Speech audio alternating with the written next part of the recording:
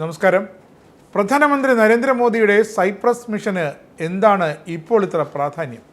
അതെ, ഇന്ത്യൻ പ്രധാനമന്ത്രി ഇന്ത്യയുടെ സുഹൃത്ത് രാജ്യമായ സൈപ്രസിൽ സന്ദർശനം നടത്താനിരിക്കുകയാണ്. കാനഡയിൽ G7 ഉച്ചകോടിക്ക് പോകുന്നതിനിടെ അല്ലെങ്കിൽ തിരിച്ചു വരുമ്പോൾ സൈപ്രസിൽ മോദി ഒന്ന് ഇറങ്ങും. വളരെ നിർണായകമാകും നരേന്ദ്രമോദിയുടെ സൈപ്രസ് സന്ദർശനം. രണ്ട് രാജ്യങ്ങളുടെ ചങ്കിടിപ്പിക്കുന്നത് കൂടിയാണ് ഈ മോദിയുടെ ആ വരവ്. അതാണ് ഈ മിഷൻ സൈപ്രസ്. അതെ, മുള്ളിനെ മുള്ളുകൊണ്ടെടുക്കുകയാണ് സൈപ്രസിലെത്തുന്ന പ്രധാനമന്ത്രി നരേന്ദ്രമോദി. ഏത് രാജ്യങ്ങൾക്കാണ് മിഷൻ സൈപ്രസിൽ ചങ്കിടിക്കുന്നത്? സ്വാഭാവികമായും പാകിസ്ഥാനാണോ?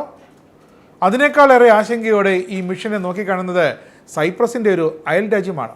1947 മുതൽ പാകിസ്ഥാന് ഇന്ത്യ എന്നപോലെ 74 മുതൽ സൈപ്രസിന് ശത്രുരാജ്യമാണ് അയൽ രാജ്യമായ മറ്റാരുമല്ല തുർക്കി. അതെ, തുർക്കിയുമായുള്ള നയതന്ത്ര ബന്ധം ഇന്ത്യ വിച്ഛേദിക്കുകയും എന്നാൽ വ്യാപാര ബന്ധം തൽക്കാലത്തേക്ക് തുടരാൻ തീരുമാനിക്കുകയും ചെയ്തതിന് പിന്നാലെ മോദി സൈപ്രസിലേക്ക് എത്തുന്നത് തുർക്കിക്ക് കനത്ത അടി തന്നെയാണ്.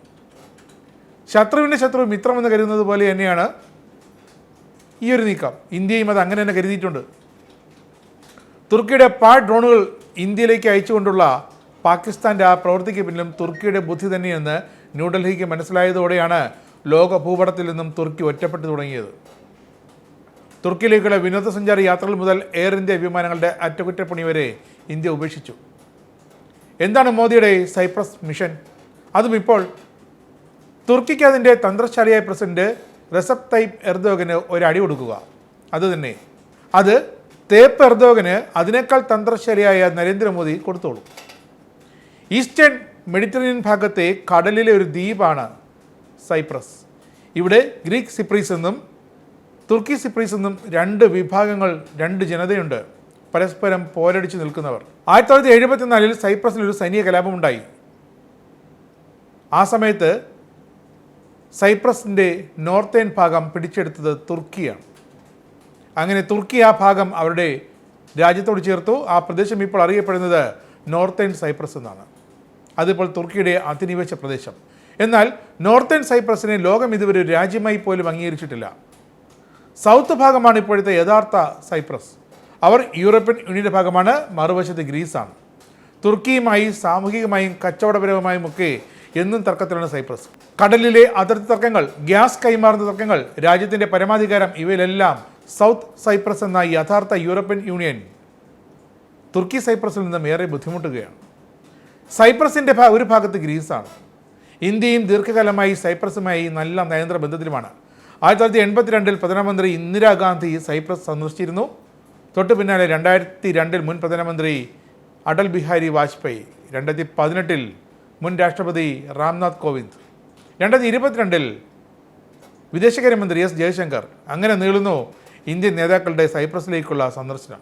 ഏറ്റവും ഒടുവിൽ പാകിസ്ഥാന്റെ അതിർത്തി കടന്നുള്ള തീവ്രവാദ പ്രവർത്തനങ്ങളെ പഹൽഗാം വിഷയത്തിൽ സൈപ്രസ് രൂക്ഷമായി തന്നെ വിമർശിച്ചിരിക്കുന്നു. ഇന്ത്യക്ക് യുഎനിൽ സ്ഥിരാംഗത്വം ലഭിക്കാൻ സൈപ്രസ് പിന്തുണയ്ക്കുന്നുമുണ്ട്. ഇനി മോദിയുടെ മിഷൻ സൈപ്രസിലേക്ക് വരാം. IMAC, India middle east economic corridor, അത് ഉടൻ യാഥാർത്ഥ്യമാക്കും. ഇന്ത്യയിൽ നിന്നും വെസ്റ്റ് ഏഷ്യയിലേക്കുള്ള ഒരു കോറിഡോർ, അതിൻ്റെ മധ്യത്തിലുള്ളതാണ് സൈപ്രസ് എന്ന രാജ്യം. ബില്യൺ കണക്കിന് ഡോളറിന് നേട്ടമാണ് സൈപ്രസിന് ഈ ഐമാക് കോറിഡോറിലൂടെ ലഭിക്കാൻ പോകുന്നത്, നിക്ഷേപമായും വായ്പയുമായും ഒക്കെ. സൈപ്രസ് തങ്ങളുടെ GDPയുടെ 2% സൈനിക ബജറ്റിനായി നീക്കിവെക്കുന്നത്. ഇന്ത്യയുടെ ന്യായമായ വിലയ്ക്കുള്ള ആയുധങ്ങൾ, ബ്രഹ്മോസ് അടക്കം, അത് വാങ്ങുക എന്നതും സൈപ്രസിൻ്റെ മറ്റൊരു ലക്ഷ്യമാണ്. ഇന്ത്യ അത് നൽകാനും തയ്യാറാണ്. ബ്രഹ്മോസ് ഇന്ത്യയുടെ വജ്രായുധം. പാക് വ്യോമത്താവളങ്ങളെ തകർത്തെറിഞ്ഞ ഇന്ത്യൻ ബ്രഹ്മോസിനെ പാകിസ്ഥാനൊപ്പം തുർക്കിയും ഭയപ്പെടുന്നുണ്ട്, ഇപ്പോഴും ഭയക്കുന്നുണ്ട്.